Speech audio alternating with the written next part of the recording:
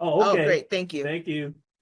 Good evening, everyone. My name is Eugene Peterson. I'm the chair of the Anne Arundel County Human Relations Commission.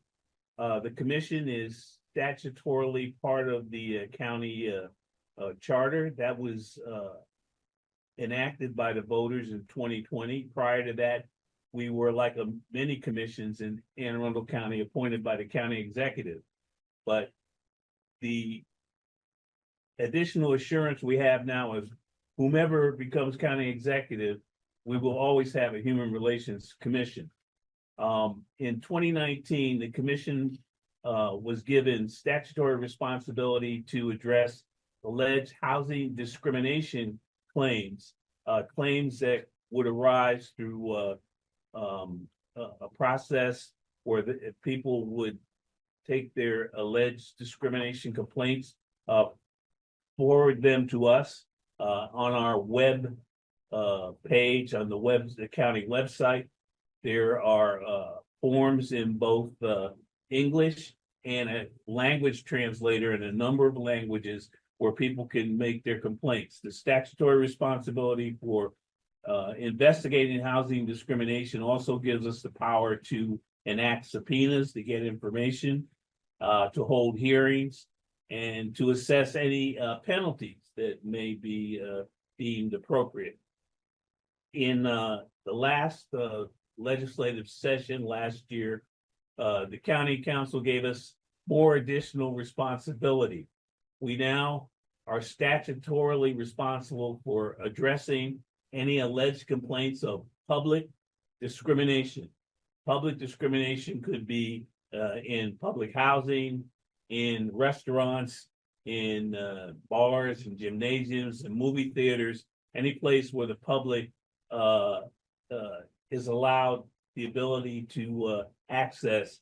And if anyone is denied access for a disability or a fact of discrimination, we will investigate as those alleged complaints.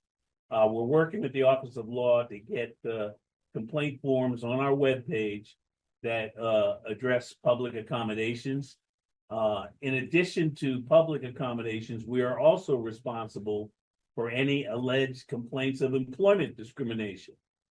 This is employment discrimination in the private sector. In the public sector, and when I say public, I'm talking about county employees, they will still be allowed to address any alleged discrimination complaints through the county process, which I'm sure involves the Office of Law. At this point, before we start the meeting, I'd like to have Director Smith talk about how we got to this wonderful place and what it takes to have an in-person meeting and why we got to show up for these meetings. Thank you. Because they cost. They do. Thank you so much, Chairman Peterson. Good evening, everyone. It's great to see you. Thank you for your attention. As Chairman Peterson pointed out, this meeting is being held hybrid at the request of the commission. Some commissioners were really eager to meet in person. We know that since COVID, that has not been 100% possible. I just would like to reinforce that anytime we have meetings after hours on county property, county employees are required to be here. There are some resources that have to come together, space is reserved. And so it's critical that if commissioners would like to do things on site, that we should be here.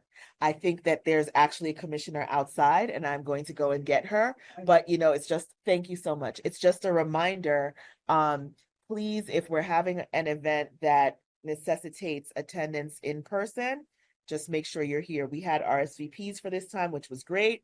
And we understand that one person obviously could not make it due to another commitment, and that's perfectly understandable. But we're a small body, and so even for trainings and things like that, other things that we put together, it's important that if the commission wants to do those things, attendance is critical.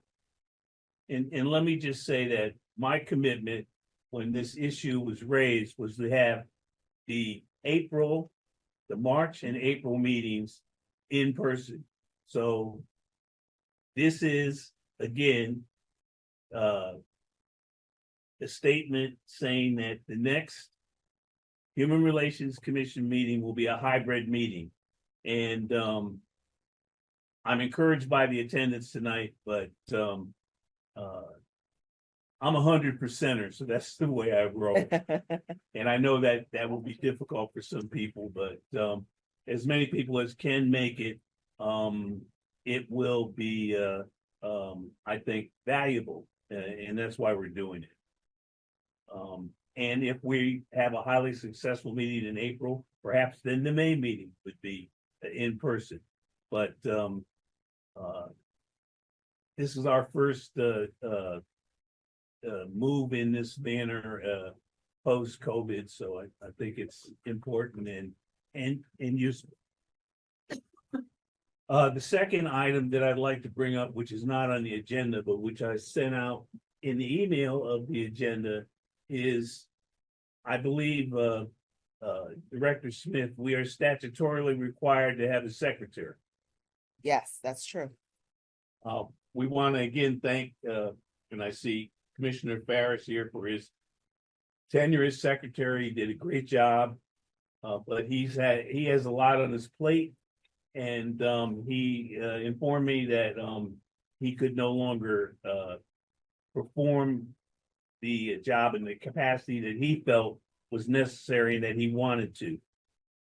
Since that time, I have asked for a volunteer, and I will do that once again. And let me kind of make it plain how I see this working. If you sign up to be a secretary and you are a very detailed person, each of these meetings is on YouTube, so you can replay the meeting if you like and take notes from that meeting so that you're not encumbered by taking notes during the meeting. If you are not a detail-oriented person, the minimum that we will need is a roster of who attends the meeting, which you would gain through asking for a roll call, and a brief, and I would say brief description of any events. And by brief, I mean 2 or 3 sentences that would say what the event is, what occurred, and any accomplishments, etc. No accomplishments, you don't have to report that. And finally, it's also important if we take any action, and we usually take an action of the 2 actions that we normally take are approving minutes and adjourning the meeting. And if we do that, then we want to know who made the motions for that. So I implore anyone who is either detail-oriented or not, that there is a place for you as secretary. And I will wait to get any emails.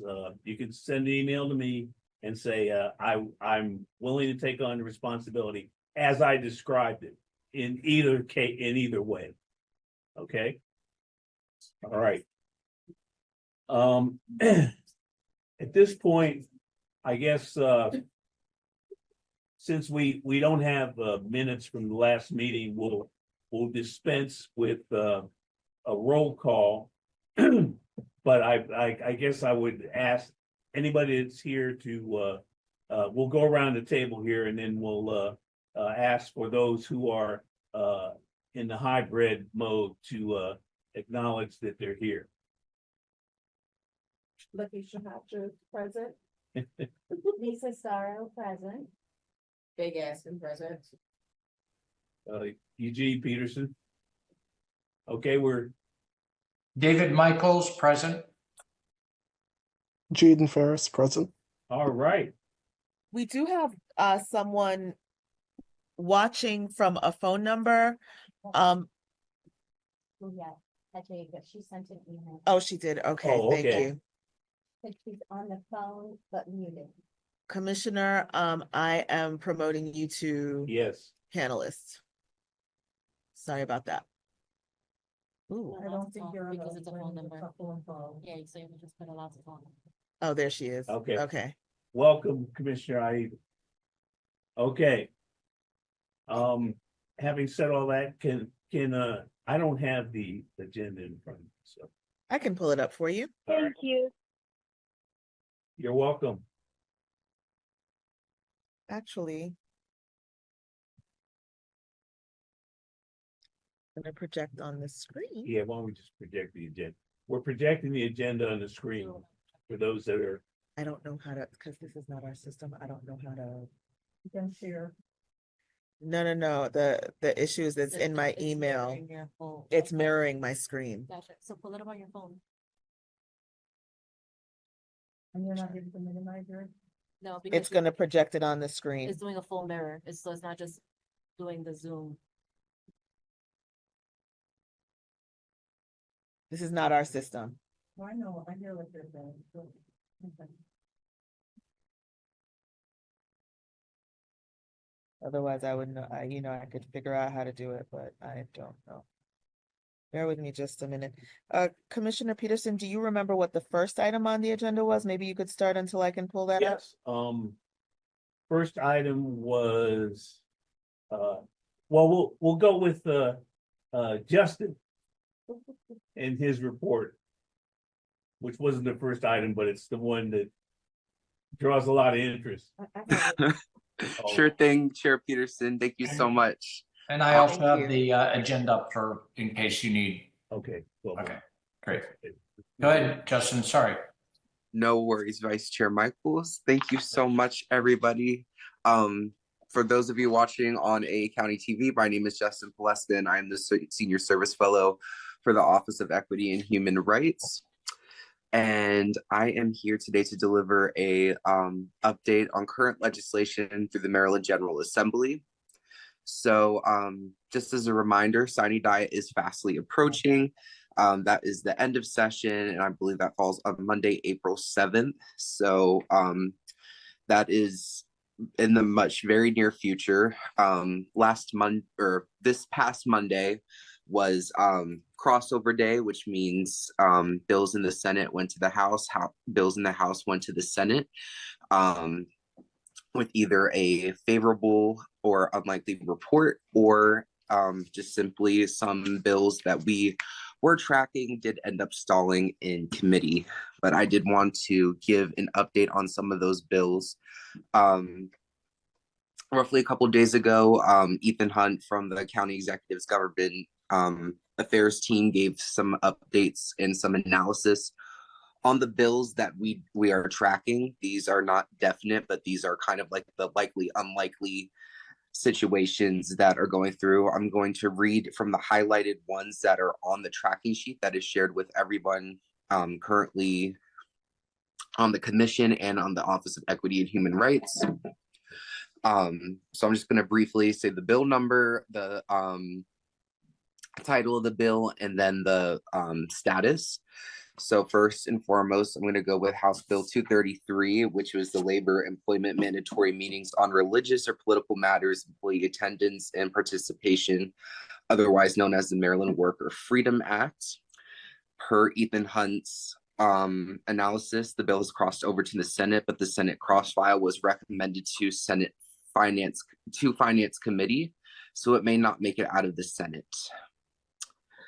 House Bill 392, which is the Evidence of Oral Contraception Fair Housing Testing Bill, which was also an item on your agenda, and that is a bill that is a heavy hitter in both of our offices.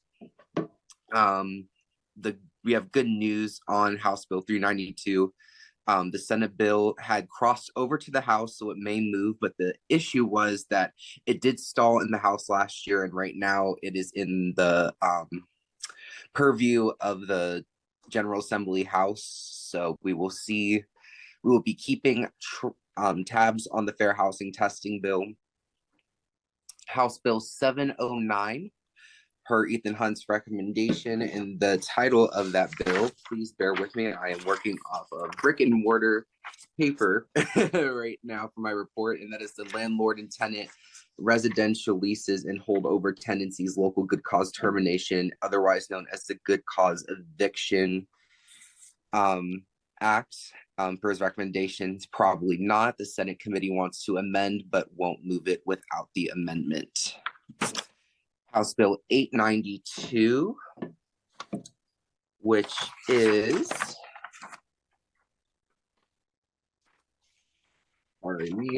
Human Relations Discrimination in Housing, Income-Based Housing Subsidies. So that is another probably not. Neither version made it through the crossover deadline. We got a couple more, everyone. Please bear with me. And just if everyone has any questions, please feel free to cut me off and I'll pause also.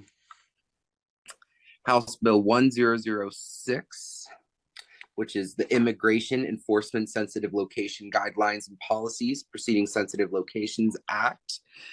We have good news. The Senate bill is moving, but we are not sure right now if the House will take action. House Bill 1055, Commission on Non-Discrimination Establishment, not likely to move, but it did not make crossover. House Bill 1222, Public Safety Immigration Enforcement, otherwise known as the Maryland Values Act. May pass in some form. House bill was amended and made crossover file deadline. There is no Senate cross file at this time. House Bill 1239, Fair Housing Discrimination Regulations, Intent and Discriminatory Effect. May pass in some form. House bill was amended and made cross-file deadline. There is no Senate cross-file. House Bill 1253, the Maryland Department of Social Equity being established as a department. Ethan Hunt purely said, yes, this will pass. And then moving on to the Senate bills, some of which were inadvertently added to the cross-file date. Senate Bill 107. Bear with me again, please, ladies and gentlemen. That is You're doing a great job, Justin. Thank You're you. doing a great job. Thank you. Senate Bill 107, which was also the Fair Housing Testing Bill. I did the gave you guys the update on that. And then all the next three that I'm going to read to you are the joint Senate Joint Resolution 3, House Joint Resolution 4, the American Dream Diversity, Equity, Inclusion American Dream Act. Unfortunately, will not likely pass because it has not moved. And also Senate Joint Resolution 5, which is the education related bill we have on the docket that I promise you guys I have, because it was the last one on my document, is, I do not have the exact formal title name of the bill, but that is also not likely to pass, and it stalled out in committee. So that was the updates that the Office of Government Affairs had provided. I know that was kind of lengthy.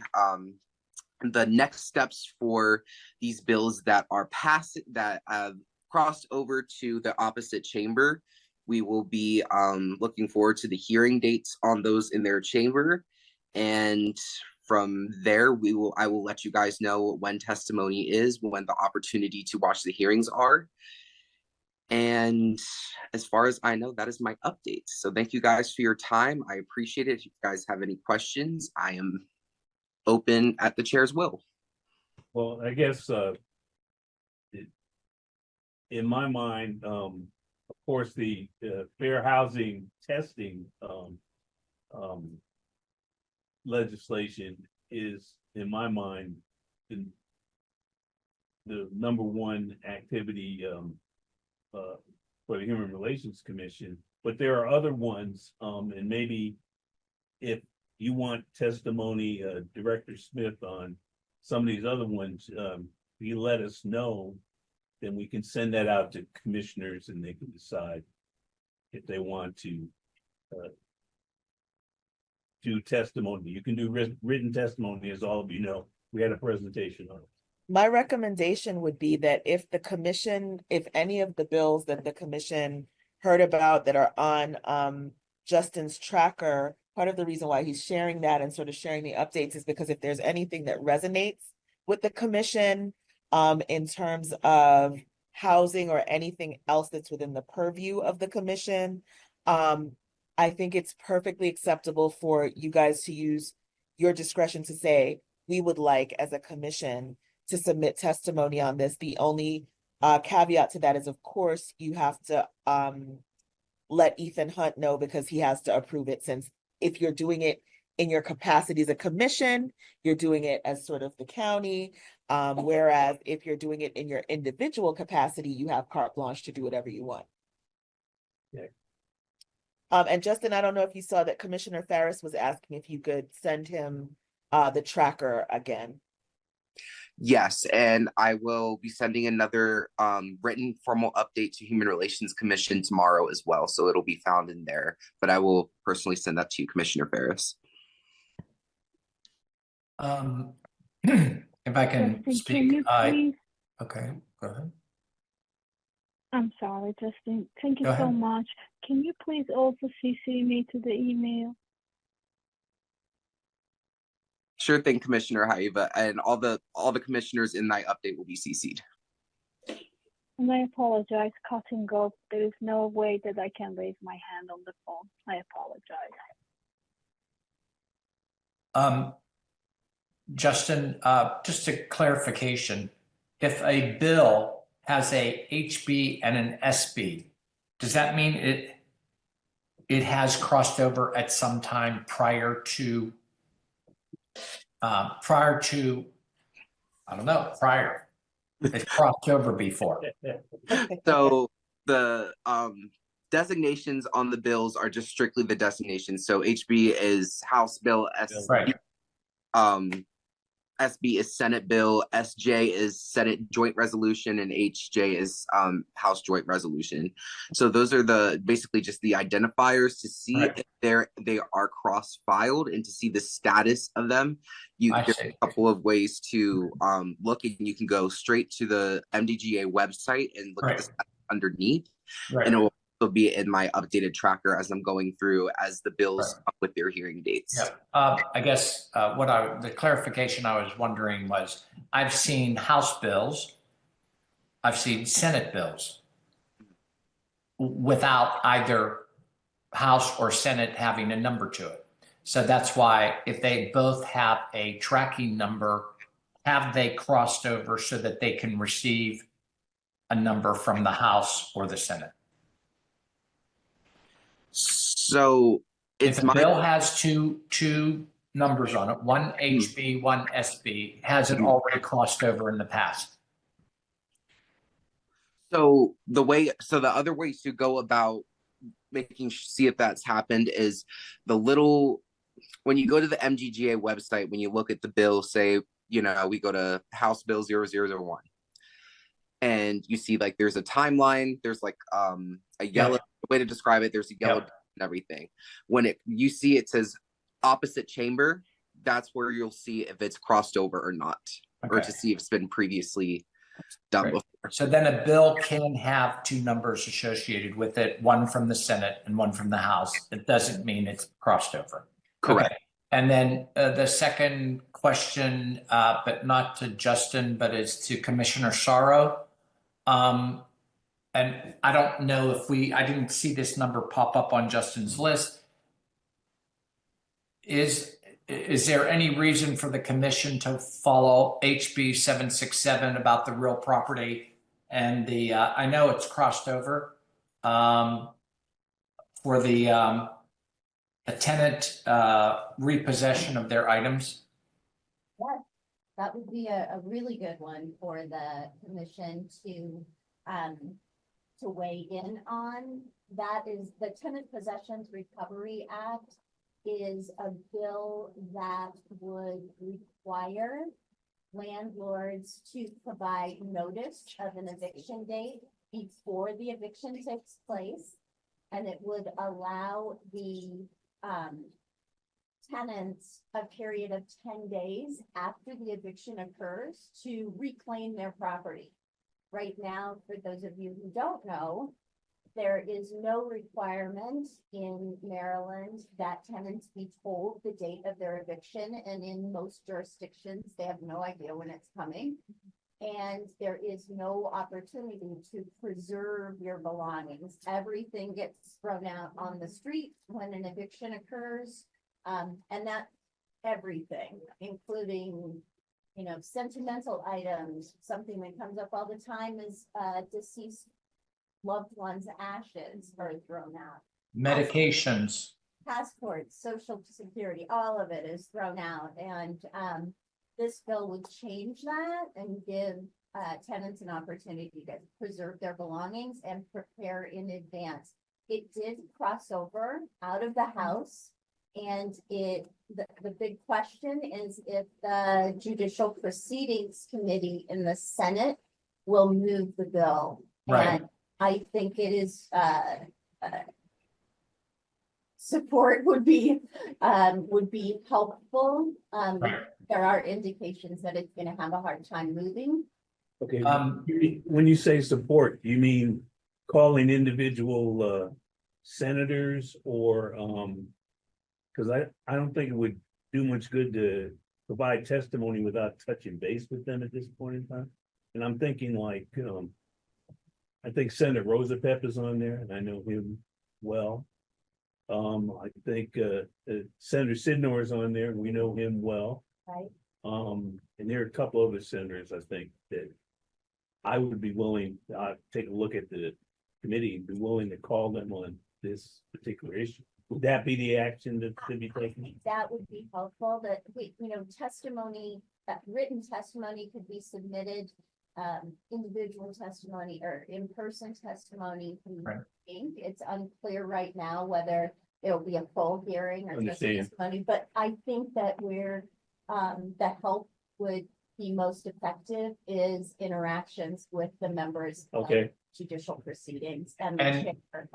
And Commissioner Peterson, I want you to know also, and really the whole commission to know that at least Commissioner Sorrow has been leading, one of the leaders of the fight to get this because she knows more than ever how it has affected our citizens in Anne Arundel County.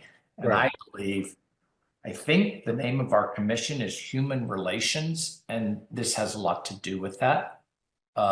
And there's more details. And I think the more we can help everybody that's trying to fight to get this, heard and passed would be beneficial. Yeah, I think that would be helpful. And Dr. Nikki was just pointing out, it's also helpful if individual members of the committee have senators that are on the Judicial Proceedings committee, yeah. Yeah, it's the Judicial Proceedings Committee in the Senate that will be hearing this bill at 767. And in getting it to move is what we really need to have happen. We need it to come to a hearing and get a vote in order for it to pass. And so I do think that those personal phone calls, personal Right. interactions are what could help a lot Yeah. to keep the bill moving. Okay, well, at this time, I don't think it's necessary for the commission to take a vote on this. But what I would say is that individual commissioners, we would want y'all to take a look at the Judicial Proceedings Committee list and then see if you can contact the office of the senator. You probably won't get the senator, but contact the office of the senator. And I must say at this time, given the crunch on the budget, it's been my experience that nobody's answering phones. They ask you to leave a message, to leave a number. So it is a little frustrating, but you have to go through the process. So at this point in time, I think the general feeling of the commission, I'm just saying this, and people can correct me if I'm wrong, is that we would strongly support this measure. So the next step would be to actually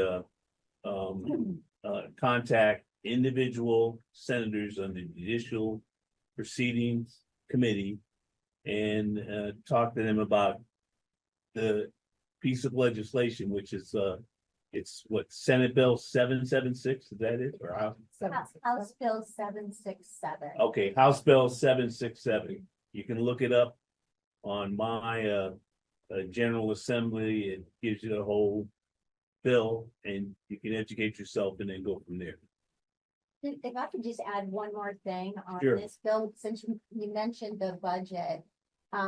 Something that you can raise with your senators is this bill does not cost the state a penny.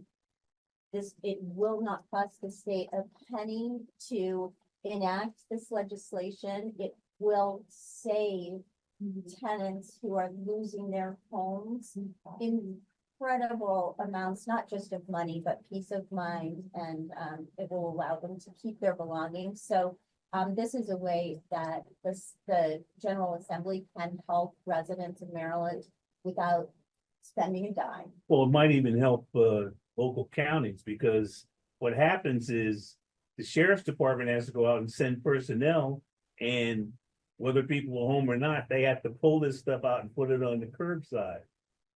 So if all they have to do is send a notice out, then they don't have to use their valued employees on something that really shouldn't be done. And commissioners, if I may add one final thing, and this is, and I think I learned this from Commissioner Sara or from one of the meetings, or I don't know, from something we were doing last week, is that at this point, even if this bill was enacted, there still has to be work done on landlords, sheriffs, and tenant communicating. And this is such a huge problem because the landlord doesn't know when the sheriff is going to come all the time. The sheriff. No, they do. They do. They absolutely do. Okay. Then I must have missed. Yeah, the only party that doesn't know when the sheriff Is the tenant. is the It's the tenant. tenant, Yeah. yeah. Okay. Well, there we go. That should elevate it right to the level of human rights and relations. Okay. I have two questions. Commissioner actually. Hatcher. The first question is, so when they go through the proceeding, you have to go to court and it's been filed, they're gonna be evicted. There's no date that's, you have to this date to vacate? No, Oh, no, no. I So- always assumed that there was. No, so once the judgment is entered, the 4 days after a judgment for possession is entered, the landlord can ask the court to issue what's called a warrant of restitution. And that's what is used, the landlord then gets that warrant of restitution to the sheriff. And then they call it, schedule an eviction Yeah. date. The landlord and the sheriff Sheriff. coordinate the date, but Right. the tenant doesn't necessarily know when it's going to happen. Okay, and then my second question is, if one would to call the Senate, what would we say? Like, what would be, I'm just calling to kind of give say that we need to push House Bill 767? Sure. Yeah, I'll forward tomorrow the testimony that my office submitted in support perfect. of the bill. Yeah, and that would be it'll very, give you a yeah, little that'd be more very helpful. Background, Yeah. and talking points. Okay, perfect. Yeah. And there's an info sheet. I'll send that along too. Oh, Thank great. you. Yeah.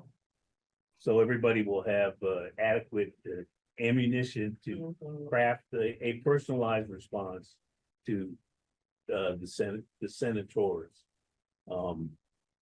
or as many as you feel comfortable with contact. And finally, Yes. Commissioner Sorrow, would it also be appropriate, and you know best, to send to Justin for him to put out through the system or through Director Smith, notifications of action items where, you know, other organizations have been following this closely and they put out, did I get that right? An action item where it says, okay, it is coming up for discussion, testimony is being prepared, call you, you know, what do they call that? Is it called an action item or?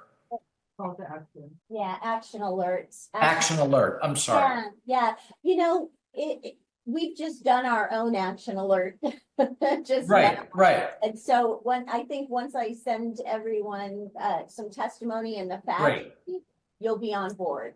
Everyone will be on board. just so that, you know, because everybody's life is busy and we want to participate and then all of a sudden something happens but having that action alert gets us all on board, and I think it really makes a difference. Right. Whether it's calling in person and stuff. So. I will track the date of the hearing if we get a hearing date for it, and we'll let people know in case they want to also submit written testimony.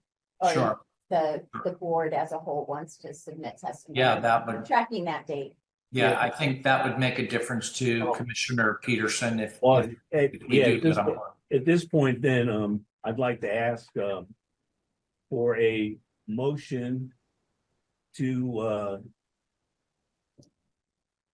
go to the county, legislative aid and let, Ethan Hunt know that we, support, House Bill 767 and, will be providing testimony as the Human Relations Commission when it's designated that there'll be a hearing on 767. So make the motion of what Chairman Peterson just said so that we can just put that down as whoever the new secretary will be. Okay. Is that appropriate, Chairman Peterson, to make? Yes, it is. Is there a second? Make a motion. They've asked in second.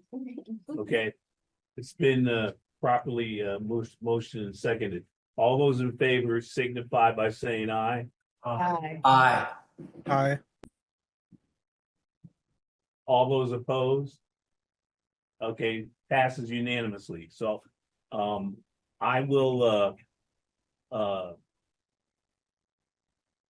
Director Smith, I will be getting a hold of Ethan Hunt, letting them know that we want to and will be taking this action. Wonderful. Thank you. Okay. Okay, great. Justin, thank you for very as always thoughtful and energetic and complete presentation. We look forward to getting the information you'll be sending us. And again, if there are any other items on the list that Justin will be sending us that individual commissioners deem significant enough to follow and maybe provide testimony or contact House or Senate members, you're free to do so after you get Justin's information.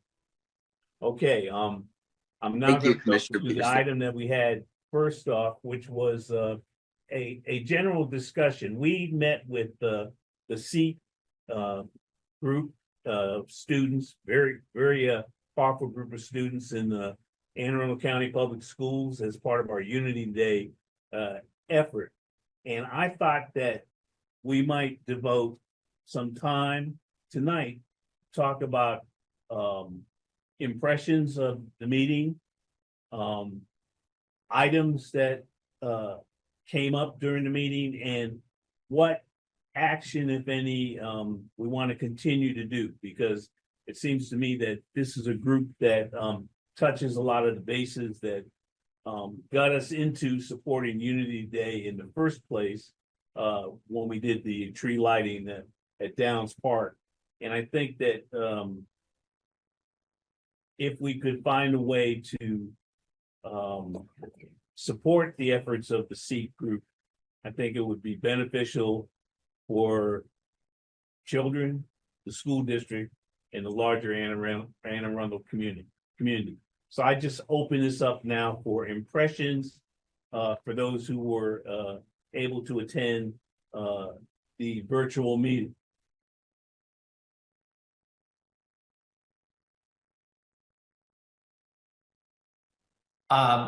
Commissioner Michaels here. I attended the meeting. I found the student representatives to be impressive. I also felt that I was, I guess, not sure, but the middle school students and the were very impressive, and were able to represent their thoughts, their communities well. Anyone else in terms of the meeting?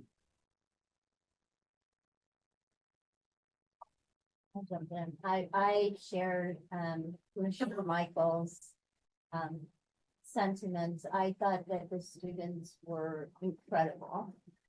I was so, I was both impressed and inspired, by them. I thought that they were candid and frankly brilliant. They were so smart and had such good, insight.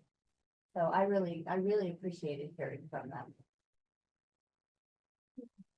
I agree with both of them. I think that they appeared older than what they actually are.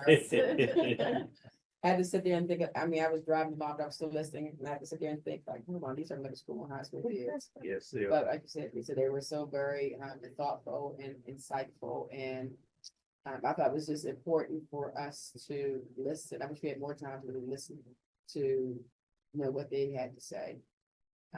But I think it's important that if we are trying to be involved into see what we can do to support others, that we have the people that we are trying to support to be at the table and tell us how we can support them instead of us trying to push our agenda onto them. So I thought it was very important that we did that and that we continue to do things of that nature. Any other comments, observations? One of the things that I thought struck me, and I did ask a question, but kids don't read anymore, which really perplexed me. Unless it's an assigned text, they don't read it. And that's something I think that we need to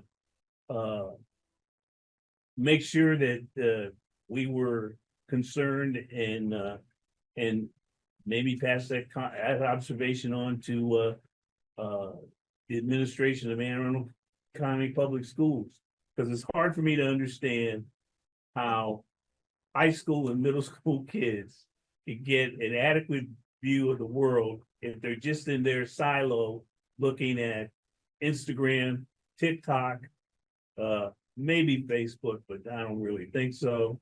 And maybe some of them are even on some of the Blue Sky is another one, Threads is another one.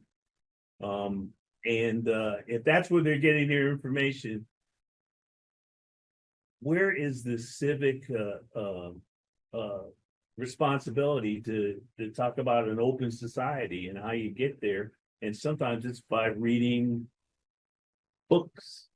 So I thought that was an interesting thing that it kind of shocked me.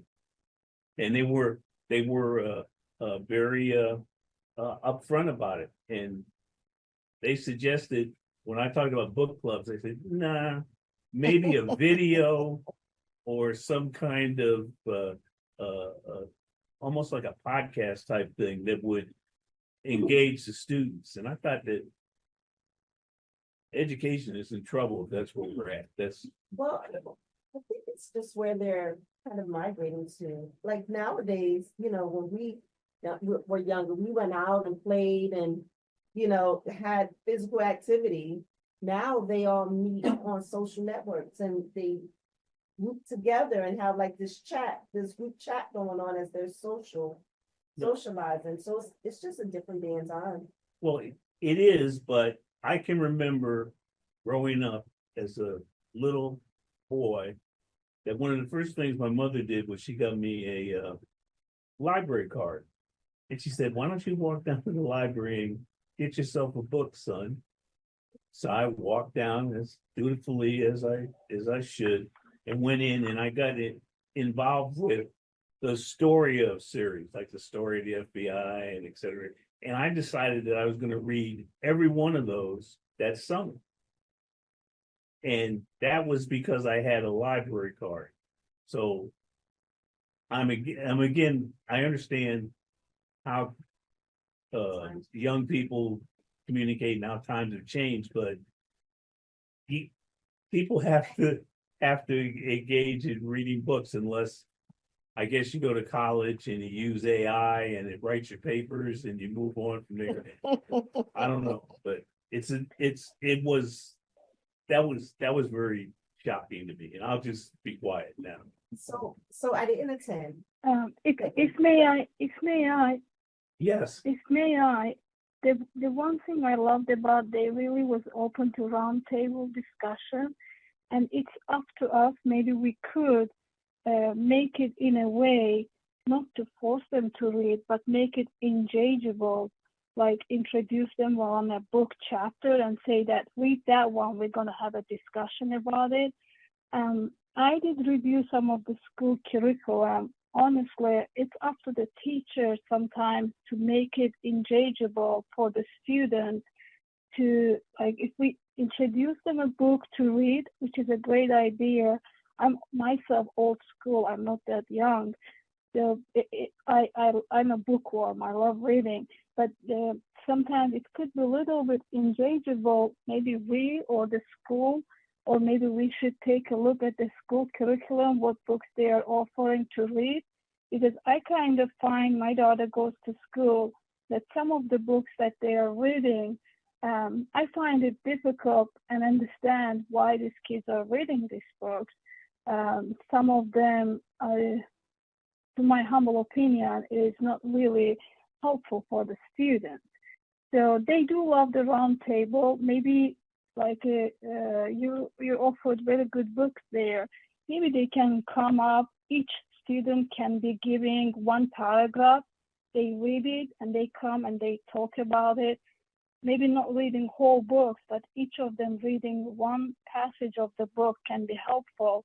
I think it's up to the teachers also, the way they are introducing the books to the school or the reading materials. Right now, my understanding, there is a teacher shortage, and when there is a teachers shortage, it's difficult to keep the good teachers in the school or hire the teachers who are passionate about it to teach the students. So sometimes schools get the teachers, sometimes, not always. Some schools get the teachers that because they have to fill the gap there, right? So yes, it's very saddening that they didn't show that much interest to book, but I think maybe we could do something about it. Okay, the input, well taken, Commissioner. I'd like to kind of, Thank you. Commissioner Farris has Oh. his hand up.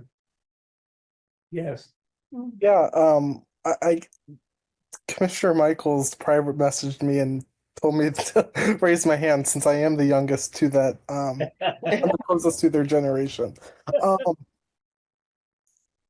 Honestly,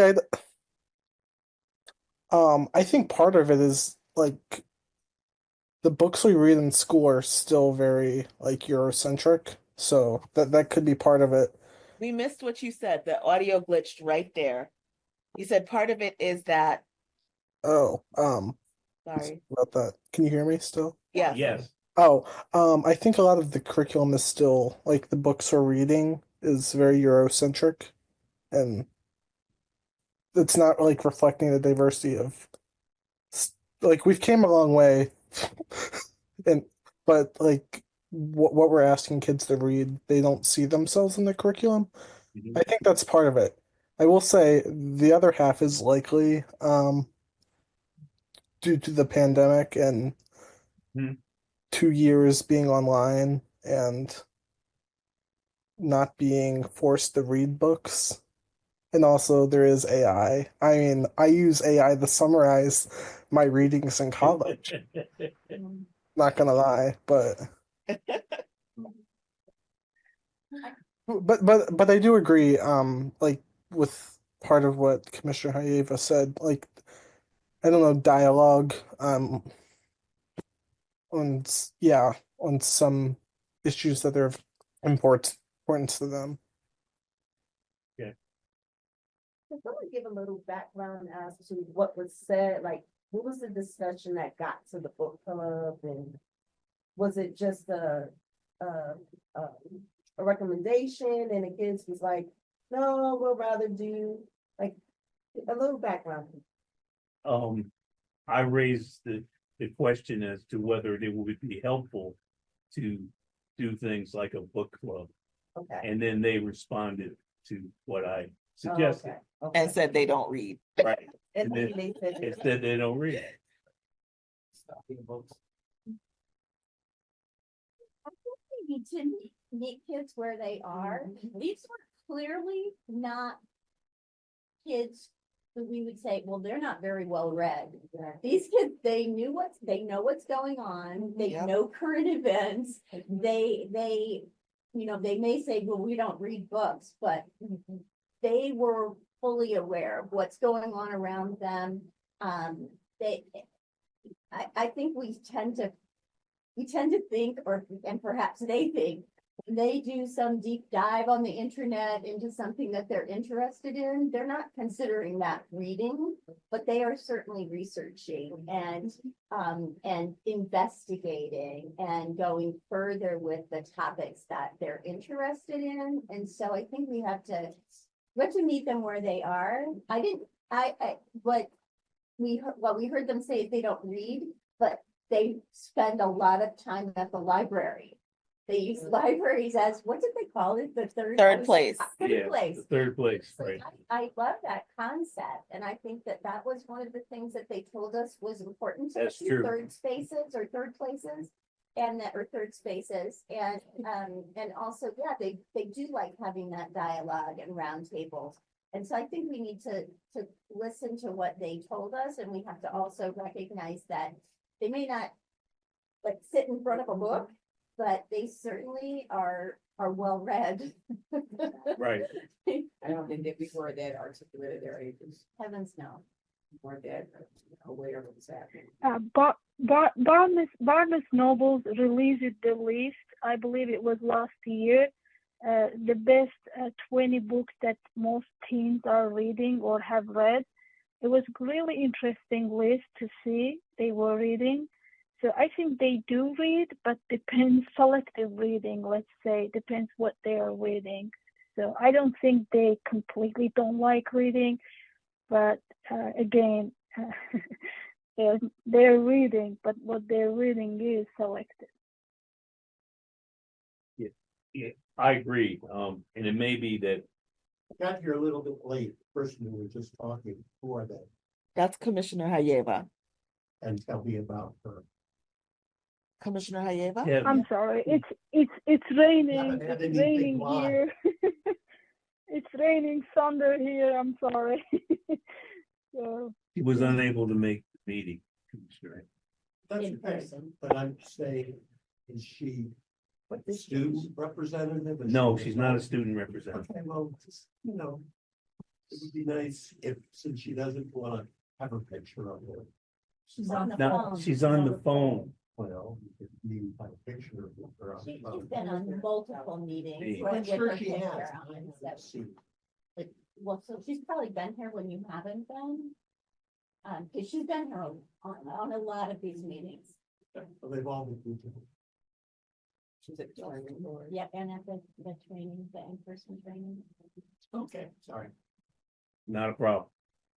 What I'd like to do now, and this was an interesting discussion, but I think that, what I'd like to do is transition into any ideas people have about what do we do, to support this group in Anne Arundel County Public Schools? What are some suggestions of how we could be, I think, more engaged with them? So my humble opinion is the more we like, they did raise several issues about the racism, LGBT community, and some other community. I think the more we meet with them, maybe once a month, I don't know if it's possible, but once a month to meet with them, to talk with them, to get to know more about the school environment, to get to know the students, to get to know the families, just kind of, understand the root cause, because it's not the first time happening. Just kind of get the root causes, how we can solve the problem. And I don't think we can do it with one time. We have to meet with them, or we should meet with them, maybe once a month with the student body, with the family body, and kind of get to know them more, have an open discussion, maybe round table, I don't know, but not the debate, definitely not the debate, but kind of coming and getting to know each other, maybe a month or 2 months. It will be a great research also, just to find out what is the reason that they said there's a one group doesn't hang out with another group, singling out with that group. Why is that? They are so young. I mean, where do they get that information? Is this the media? Is this the community? Is this there something that we are missing? That, I think, first we explore it and then come up with kind of strategic planning to see how we can support them. But I think it's so early to just, come up with some kind of conclusion. That's all I'm saying. Okay, Commissioner Michaels? Yes, all I would say to Commissioner Haeva is what's really wonderful in our county. We have Annapolis Pride. They have done a deep dive into youth and LGBTQ youth, and we would be amiss if we would not first maybe reach out to them, for them to maybe give us a little more information and in service before we reinvent the wheel and sort of talk about, oh, we should, hold a round table. There should be a lot of things we should be doing, but I think we have at our fingertips a wonderful organization that could educate us on this and maybe other items that they have found in their research and outreach. They have a huge outreach program where they've looked into many of this subject matter. And I thought one of the things that came up at the program, and I think Director Smith put this in here, and I can't read it fast enough, but is the fact that the students made a comment that the school doesn't really have this subject covered. Did I get that right, Director Smith? What was the one student, or some of the students said it in the chat, that their school doesn't, they don't have this issue as part of the educational process. I can't remember exactly, but anyway. I think they might have been saying that they don't have political conversations. Oh, that's correct. Thank you. But they did say, and I think they said that sometimes they don't have any intergroup conflicts because the groups are relatively segregated during school. Yeah. So Anyway. Commissioner Michael, thank you so much. But the thing is, it's not about the reinventing the wheel. I understand it's a great source on the Polish Pride that we can reach out and they can give us some advice on LGBT. But I am restoring in general. I don't think Annapolis Pride can advise us how to connect students who has a faith in, example, the Muslim students, right? They're living there, they're studying there. I have like tens of emails about from the parents whose children has been the victim of bias and hate incidents, which I was going to forward it to the Dr. Leakey because of her project. So what I'm saying is you can work on the Annapolis Pride LGBT community and help the students there. I can help my community. Other commissioners can help their community. What I'm saying is we come together, all of us, and we could do something. But I don't think there's only LGBTQ community students from that community. I don't think so either. Yeah. I don't think so either. I'm not just saying just that group. I know that tomorrow, hopefully, I'm going to get some more education as we relate to the grant that Dr. Smith Key is leading, and maybe we can report back to you and the rest of the commission on how we are addressing hate crimes in general. Is that right, Dr.? Yeah. Commissioner Aida, what Commissioner Michaels is alluding to is that he is our representative on the steering group for the hate bias or hate crimes grant that we have in Anne Arundel County. And so his responsibility will be going to these steering committee meetings and then coming back to the commission and briefing us on what kinds of activities have been discussed that may be implemented, what kind of role that maybe the commission might consider having with the grant activities. And I think that's where all of these discussions of different kinds of biases will come forward to the commission. Okay. If I might just add, Dr. Gillens couldn't be here today because she did want to be here for the debrief, and her colleague Katara West also, who facilitated the conversation with the students. She has offered, they have both offered to be here next month.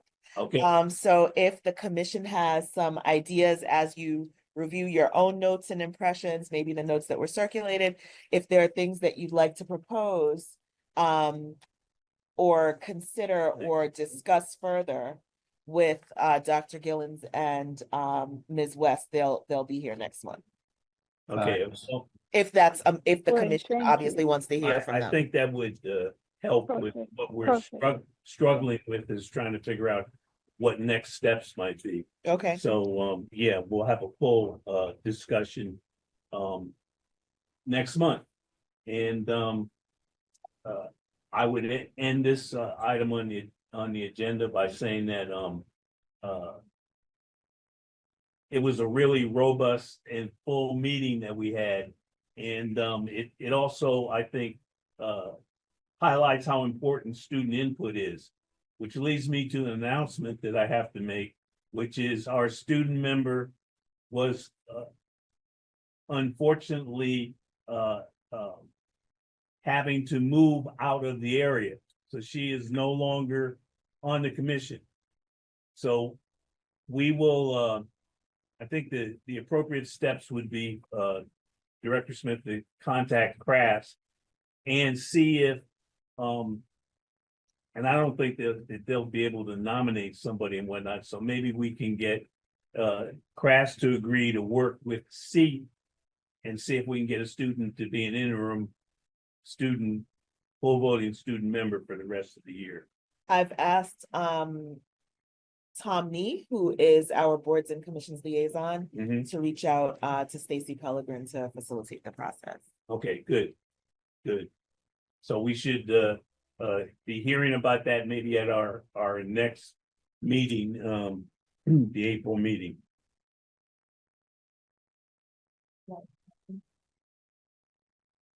Right, wiretapping, fair housing, legislation, Justin, covered that.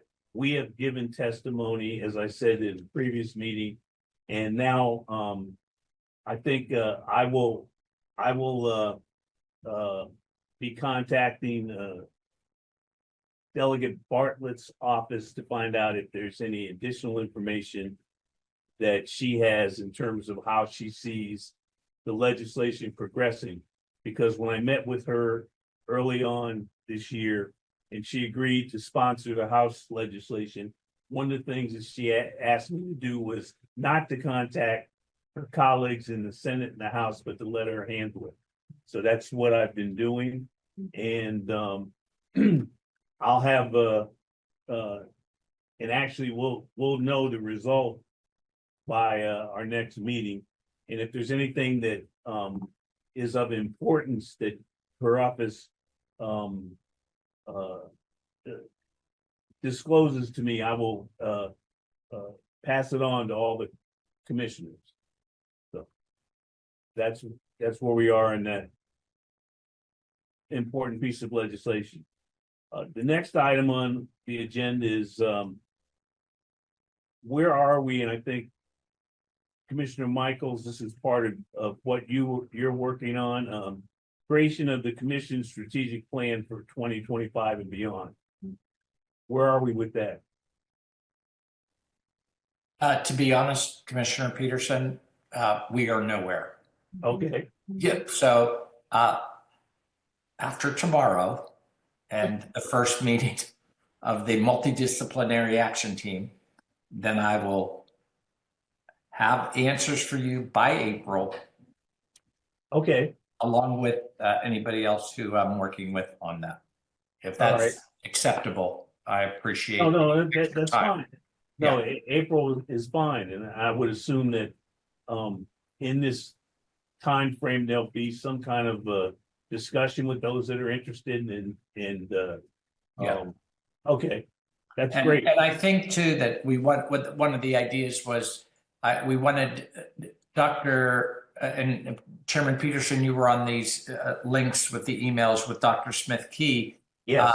Trying to get, because we also talked to the Annapolis Human Relations, and I still want to follow up with that gentleman. And then there's one other thing I need to do, and I apologize for not reaching out sooner, but I want to sit down with you one-on-one. Okay. Because I need just a bit of training and wisdom from you if I'm going to be this vice chairman of this commission, and I don't want to say anything too crazy. It could cause the county to go, anyway. No, we're in favor of getting in good trouble, so that's okay. Good. Boy, do I like that idea. Mm-hmm.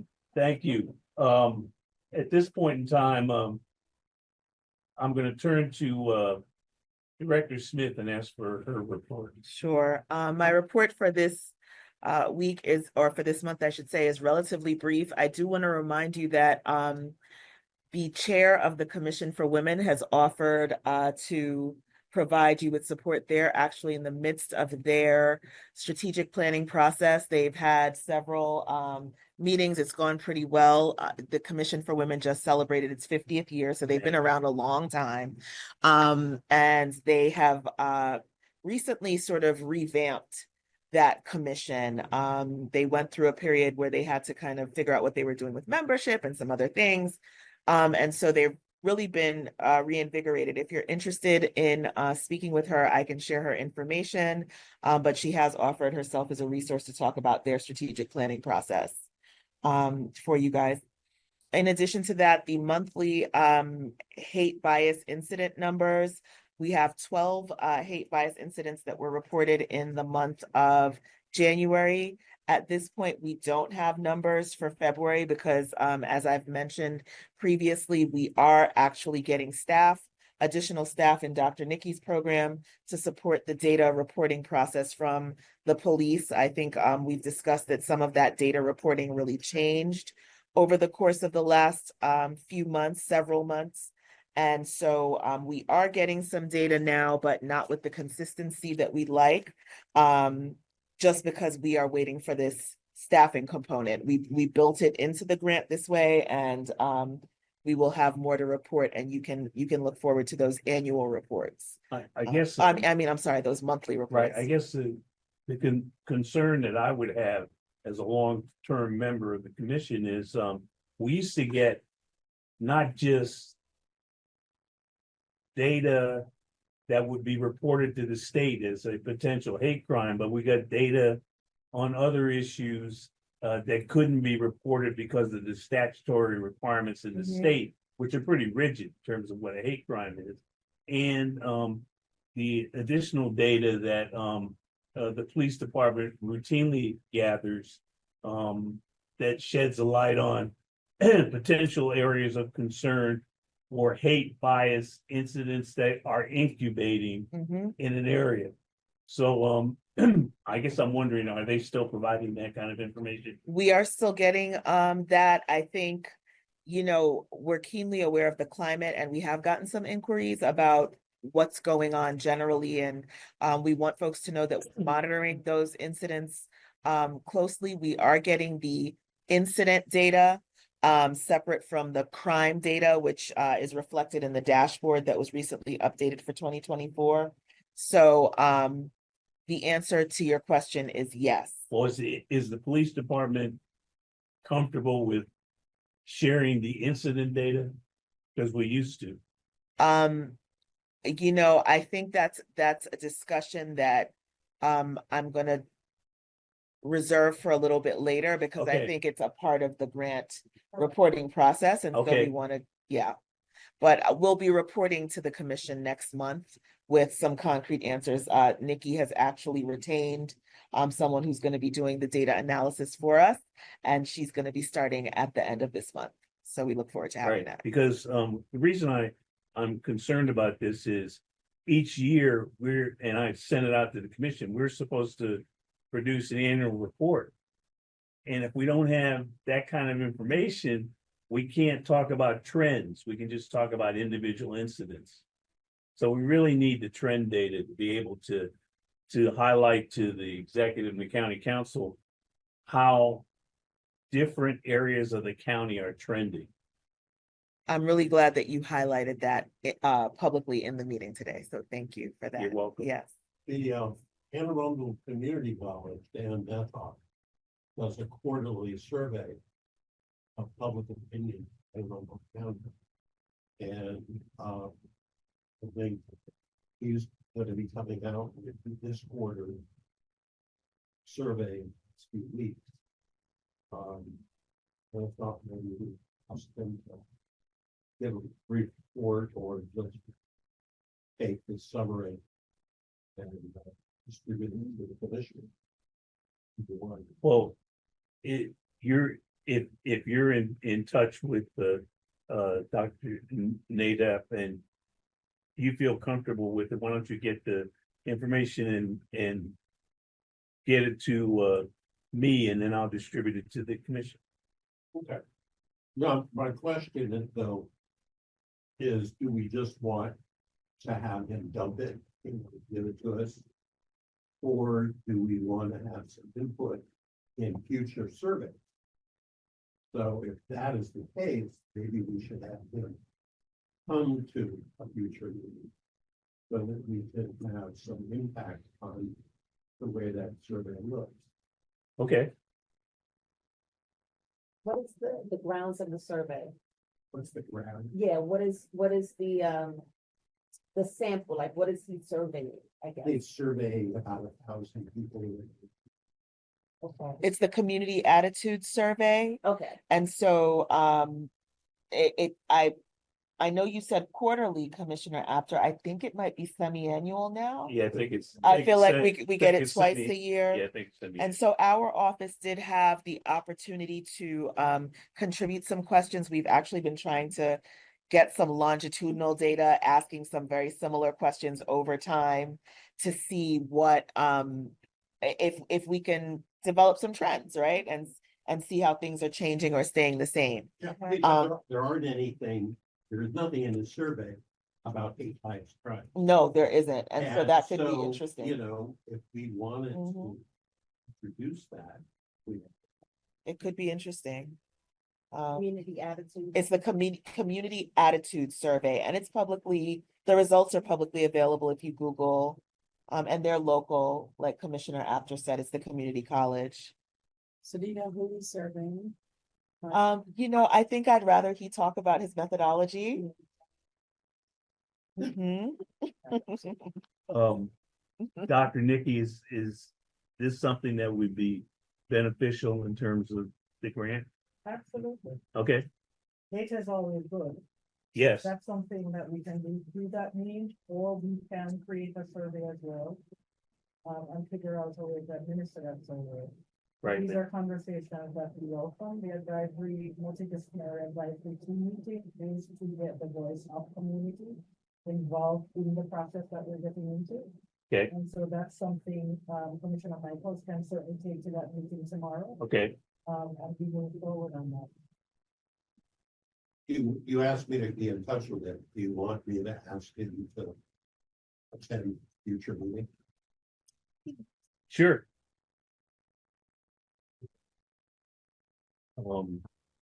Yeah, and he can give us an idea of when he will be available. That'd be great. I have our meeting, we have our meeting, what, third week? Third week, third Thursday of each month. Okay, all right. Fantastic.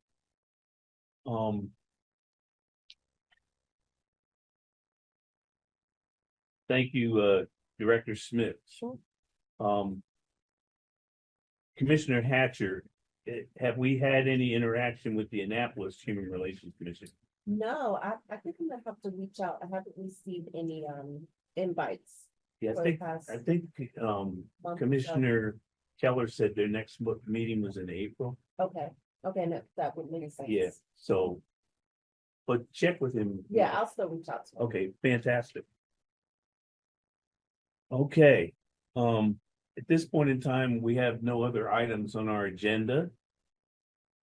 So, I guess, are there any items good of the order that individual commissioners would like to put forward at this time? Would it be okay if Dr. Nikki talks about an upcoming hate bias forum? Yes, it would. Thank you, Director Smith. So on March 28th and 29th, we're having a hate bias reporting forum in collaboration with the Maryland Civil Rights Commission and the Office of the Attorney General. This will be at Arundel Community College. You would have gotten an email with this, and I know some of you have registered. On the Friday, the 28th, it's for law enforcement only. And I've pushed a little, so prosecutors will be in on that meeting as well. And on Saturday, the 29th, it's for community from 9 a.m. to 4:30 p.m. We'll have a law enforcement panel, a community panel, a school panel, a discussion with the room around hate crimes and hate bias and individuals' experience with hate crimes and hate bias. Unfortunately, at this time, that day is filled. We are at capacity at 150. In other counties, and I'm very proud of that, because in other counties that they've held this, they've had probably around 50 people in the room. And we really did a great push to get the room full, and we've accomplished that. The plan also, this is our first of many. This is a part of what we're hoping to be moving forward in the grant, to have at least 1 or 2 hate bias forum per year for the life of the grant, over the 4-year course of the grant, along with other methods and modes of engagement. All right. Could I ask, could I ask a question of Dr. Smith-Key? I wasn't able to hear completely. Is the forum open for commissioners to attend, or for me to attend as part of the MDET? It's open to everyone, and the commission got an invitation almost a month ago, and some commissioners have registered. Great, thank you. So is it too late for any commissioners to, you said it's at The full? registration is closed and we do not manage the registration. Okay, I am all right. sure if you show up, I am sure there will be space because traditionally people register, not 100% so. Not 100% show So up. please do Correct. show up. We have a big enough room. It's at the Cade building on the Arundel County. Cade. Yes, Okay, Cade 219. okay. At this point in time, we have no other items on the agenda. I have one more item. We have one more, okay. Yeah, new business. Is it, are we at that point? Just a question on new Sure. business?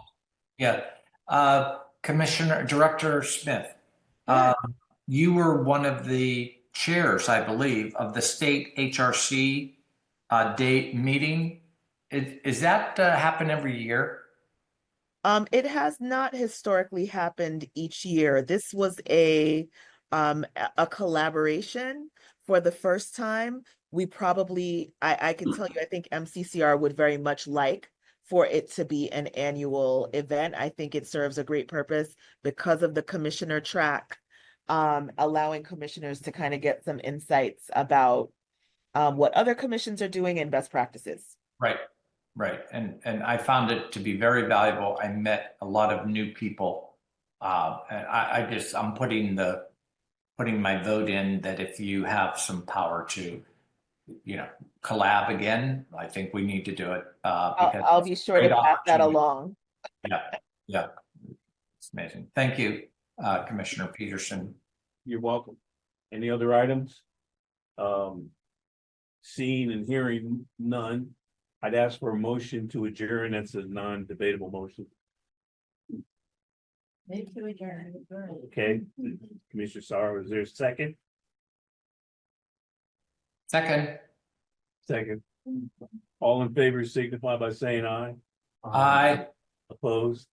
Thank you, and look forward to our next hybrid meeting in April.